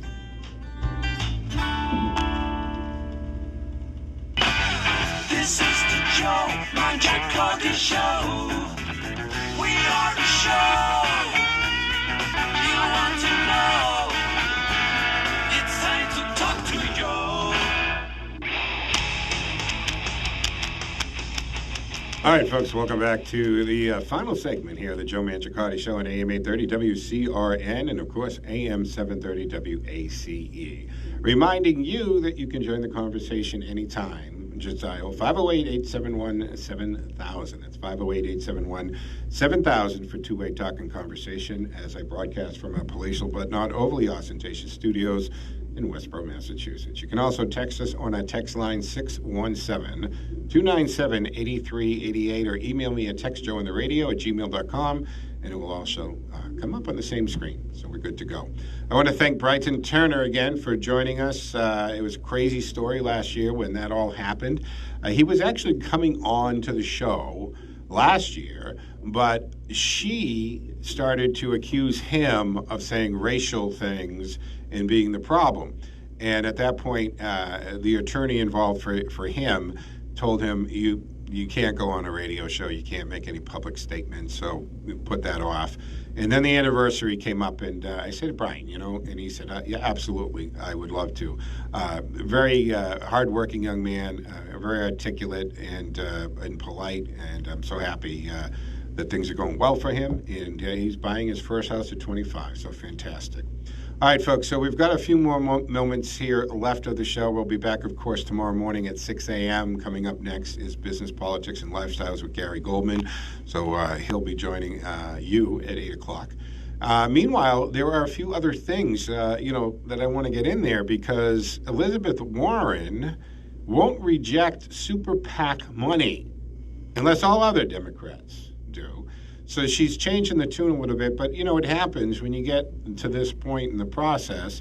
She has kind of peaked and now has slipped both in the polls and the money, although it was interesting that her fundraising had a very good bump the other night, Wednesday night during the debate. She brought in about $5 million from that appearance, and she came out absolutely swinging. And we talked about this on Gerry's show. We talked about it on the panel yesterday. So I don't want to sound like a broken record, but as I said yesterday, man, she had absolutely nothing to lose by coming out swinging, right? She had nothing to lose. She had slipped in the polls. The money was slowing down a little bit. All of a sudden, this arrogant billionaire buys his way into the stage, and he did do that, people. He bought his way into the stage.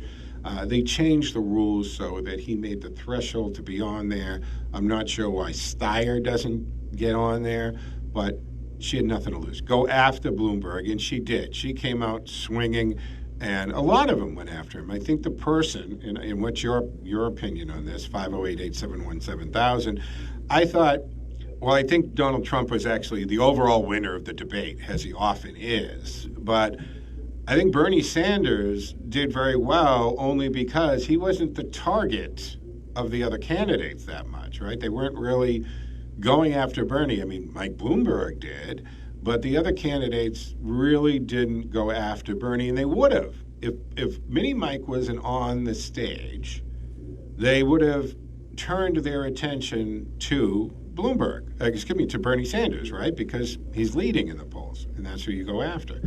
The interaction between Mayor Pete and Klobuchar was also interesting. I think Mayor Pete kind of overplayed that hand about her forgetting the president of Mexico. Okay, we get it, that happens, but he went back to it a few times. I think he tried to beat that a little more than he needed to. But it's interesting that, so this Elizabeth Warren, who, situation, she was very vocal, right, about saying she's not collecting money from the big money and going to be influenced. And she said, hey, if all candidates want to get rid of super PACs, count me in. I'll lead the charge. But that's how it has to be. It can't be the case that a bunch of people keep them and only one or two don't. Well, Elizabeth, leading the PAC often means you are the first one to do something. It's not really leading the PAC if everyone's doing it, isn't it? I mean, if you look at it that way. Warren has said that that she opposes support from high-dollar donors and repeatedly vowed not to take money from super PACs for her White House campaign. Earlier this month, though, the senator railed against her Democrat rivals for taking large checks from big money groups. Remember, she attacked Pete Buttigieg for having these wealthy donors, which, again, we get back to the situation where people, what do you think goes on in every campaign, in every election? Where do you think the money comes from? Do you think that you're going to spend hundreds of millions, if not $1 billion, for a presidential race on $20 and $40 donations? Of course, money is coming from huge PACs, huge donors. Yeah, the individual donor has certain restrictions on what they can personally give in a given election cycle, a given period. That's why we have PACs, right, who can give much more money, and then the super PACs that come in. So it exists, and I think it's nothing but just noise and rhetoric to come out early in the gate to say, I'm not going to take money from big money donors. Bull, yes, you are. You always have to, you always will, or you're already out of the race. 508-871-7000 to join the conversation here on the Joe Mangiacotti Show. Let's go to the phones. Good morning, Joanne. Nice to hear from you this morning. Good morning, Joe. Stop me if you've already talked about this stuff, because I just turned you on a little while ago. Sure. But as far as Elizabeth Warren, what you were just talking about, gee, I was shocked that Elizabeth Warren was caught in another lie. That's shocking. I know, it's amazing, right? I mean, yes, it's but anyway, I am so sick about this. They're dragging up the Russia hoax again. Do you believe it? With this crap saying that the Russians want Trump to win. How do they get away with this nonsense? You know, if it wasn't for the stupidity of their base, of their followers who swallow anything, I mean, it's so illogical. Yeah. Obviously, if the Russians wanted or somebody to win, they'd want Commie Bernie to win. Well, it has, and you know, by the way, we did actually talk about it earlier, and I know you had just turned on, but we did touch on this, and 100%. Look, because this actually, I was on the panel yesterday, and this kind of came out, and I'm sitting here thinking, okay, isn't this just kind of the same act, repackaged it, here we go again? So now you start to watch the news about this, and then you realize, Joanne, there's no intelligence on this, right? There was no interception of communications or phone calls. There was nothing. It's somebody from the intelligence agency saying this. And Gerry was on the show up until 7:30. I don't know if you caught that. He just left from that.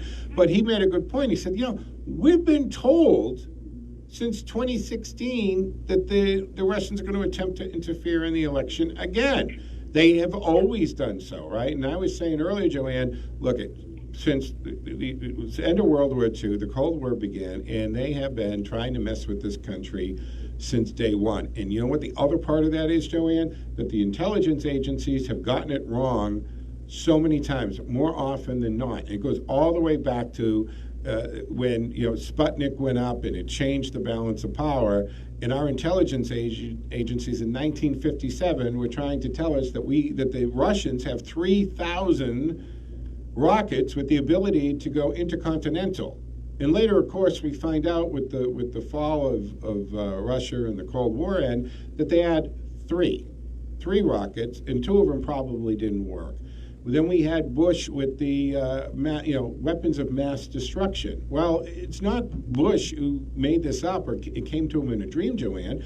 It's the intelligence agencies who convinced him that this happened. Now I have to wonder, was that a little bit of a setup for Bush?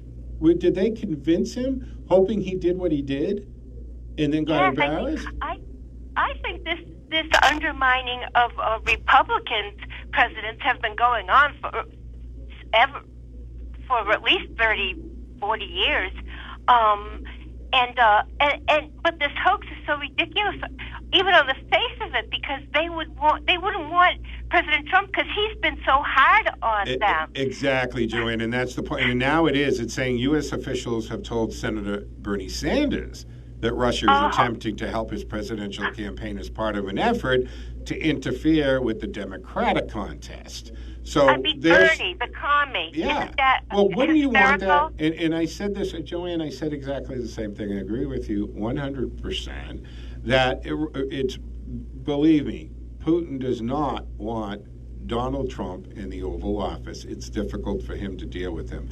It goes back to 2016. I said it then. I still maintain this. They bought her as Secretary of State. They had no reason to think they couldn't buy her in the Oval Office either. All they had to do, they had the oligarchs, contributing $100 million to the Clinton Foundation. We know this. We already know it was for sale. Exactly. So they don't want. I mean, look at what Trump. Look at the Obama administration when they annexed Crimea. He sent blankets. He didn't even send the blankets directly there. He just kind of sent them over there, and they had to go get them. It was Donald Trump who sent them the armory, the actual weapons that they can defend themselves with. Right? So I don't think if Donald Trump had been in the White House when Putin attempted that annex and then was successful, he would not have been successful because we actually had a treaty, we had an agreement with Ukraine to defend him from exactly that. And we didn't do that under the Obama administration. Right. And I heard even Jake Tapper, I don't know which one he's on, CNN or MSNBC, I heard even he was walking it back saying this is a little bit ridiculous. I mean, do they already forget that their boy Mueller already exonerated President Trump the first time, spending $40 billion? And, well, Joanne, I don't know if you caught that yesterday, but I was told yesterday on the panel that President Trump was not exonerated. That Mueller left it. He refused to prosecute the president because he was a sitting president, and that he left it for Congress to do, and he wasn't exonerated. But I got news for you. Oh, it's unbelievable. Yeah. I've had that thrown in my face too, Joe. Yeah. Because, but he did exonerate him on collusion, and he left obstruction. Well, obviously, if there's no collusion, there can't even be obstruction. Well, exactly. And look at the fruit of the tree on this, Joanne. How many things, all the way to Roger Stone, right? All of the things, all of the people that were maliciously prosecuted and attacked because they had Trump connections. And then the incestuous relationships. Here, just a few off, right, that come across. of married and related people and their connections, right? You look at Susan Wright in the Obama administration. She's married to an ABC reporter, right? Ian Cameron. You've got the brothers, right? The Rhodes brothers, Obama administration, and CBS News. You've got another married couple, right? Liz Sherwood, she was in the Obama administration, and Ben Sherwood is ABC News. You've got Tom, what's his name, Nides in Virginia, Mosley, right? She's CNN, he's Clinton administration, right? You can continue to go constantly. You got Andrew Cuomo and brother, Chris Cuomo, CNN. It's just on and on and on. You got Valerie Jarrett, right? You got mother and daughter, Valerie Jarrett and Lorette Jarrett. CNN for Lorette, Obama administration for Valerie. Right. Well, they wouldn't have been able to even start the Russia collusion hoax if it wasn't for the incestuous relationship with the reporters that they gave stuff to for BuzzFeed, putting out the fake Steele dossier right from the get-go. So it's an enormous problem. And if Barr and Durham don't get off their duff, I mean, with this little spat between, I couldn't believe it when Barr went on ABC to complain about the president. I don't know what's going on there. It's, because we've all been breathlessly waiting for the indictments to come. I mean, you have that Brennan, that thug Brennan, saying whatever he said the other day, that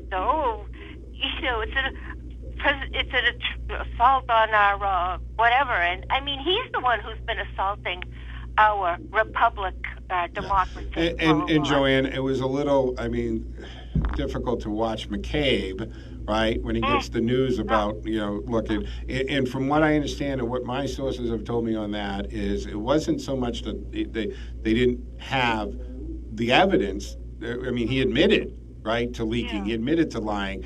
It was the case would have fallen apart with the witnesses, and that's what happens with that group over there, right? They won't testify against each other. They're all kind of got this understanding. However, if and when AG Barr brings down those indictments, they're also, I think, going to be you're going to see people rolling over faster than they can, and there already has been. And the president made reference to this in one of the rallies. And I didn't see a lot of chatter after it, but when he talked about some of the people who have rolled over when a few things, I still, and I'm being told by people who have backgrounds in intelligence and down in D.C., that there's a lot going on, but Barr doesn't, he's not that kind of guy. He's a prosecutor. He's an attorney. He holds his cards close to the vest. I am confident, I don't know if I can say confident, but I'm hoping against hope, Joanne, that all of a sudden, A.G. Barr, bang, here, there's a half a dozen or 10 indictments coming down. The grand juries. All dreaming that. We're all dreaming that. And we're all having daydreams about that. And hopefully that happens, and it happens fairly quick. Well, the good thing, Joe, is that he has shipped these cases out of the Beltway, out of Washington. Well, there's a whole argument there for a change of venue for things. And look, at Roger Stone, that's the first thing that his attorney should have done, is they should have got a change of venue, because, look, we get into that, and I don't have the time, so tomorrow I'm going to get into that, because the jury foreperson on that trial, right, the convicted Stone, she, she ran for Congress, she lied, and her lying to the court about knowing who, that right there, she should have been removed, and it's a mistrial because the jury has been compromised. But Joanne, I got to wrap up today's show. I want to thank you so much for calling and listening, of course. Thank you, Joe. All right, Joanne. Thank you. Always a great call. All right, folks, that's going to wrap up today's edition of the Joe Mangiacardi Show. I'll be back tomorrow morning at 6 a.m., and I had announced, I think it was last week, and I just want to remind folks that coming up starting in March, and it will be the first Sunday in March, which is actually after Super Tuesday, that we will launch in the 6 o'clock hour, Faith in America. It is a Cameo Media production. I will be bringing in Reverend Peter Preble, who will be hosting this on Sunday mornings at 6 a.m., and it should be an interesting show, and I'm looking forward to it, so I want to remind you that. But I'll be back tomorrow morning. Coming up next, Gary Goldman, Business, Politics, and Lifestyles here on AM 830 WCRN and AM 730 WACE. Don't forget to check me out on social media platforms. That's Facebook, Twitter, and Instagram at Joe Mangie Show. I want to wish everybody a fantastic day. Enjoy the rest of the day, and I'll be back here first thing tomorrow morning.